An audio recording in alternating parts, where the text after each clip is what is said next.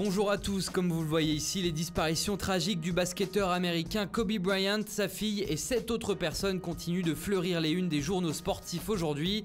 Ici, la Gazzetta dello Sport affiche en grand son maillot des Los Angeles Lakers qui restera à jamais dans la légende. Et le quotidien italien qui parle également du mercato, le choc Eriksen, titre le journal.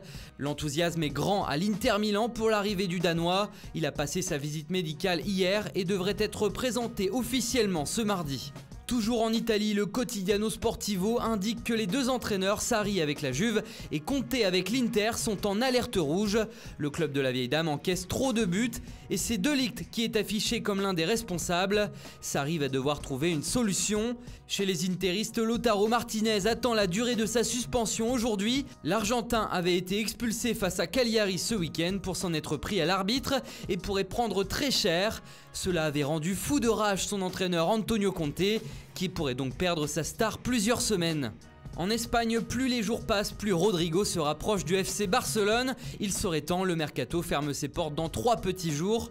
Les dirigeants du Barça se sont réunis avec l'agent du joueur et le président de Valence, mais il n'y a pas d'accord sur le prix et les négociations continuent. Le club valencien accepterait un prêt, mais veut assurer une vente cet été, avec ce qui pourrait ressembler à une option d'achat obligatoire de 55 millions d'euros à payer avant le 30 juin. À Madrid, c'est un leader heureux qui fait la une de Marca. Le Real Madrid vit actuellement son meilleur moment de la saison après avoir pris la première place de la Liga. Demain, il ne faudra pas tomber dans le piège Saragosse en 8e de finale de la Coupe du Roi. Et samedi, ce sera le grand derby contre l'Atlético de Madrid. Il reste surtout moins d'un mois avant la confrontation en Ligue des Champions face au Manchester City de Pep Guardiola, rappelle le quotidien, qui garde confiance en Zidane vu la bonne forme de son équipe en ce moment. En Angleterre, il est de retour, cela faisait bien longtemps qu'Alexis Sanchez n'avait pas fait la une des tabloïds anglais et c'est chose faite aujourd'hui avec cette information du Daily Star. Malgré ses difficultés à rebondir à l'Inter Milan où il est prêté, le Chilien pourrait avoir une seconde chance à Manchester United l'été prochain. Le journal explique que c'est le boss des Red Devils, Ed Woodward, qui aurait pris cette décision.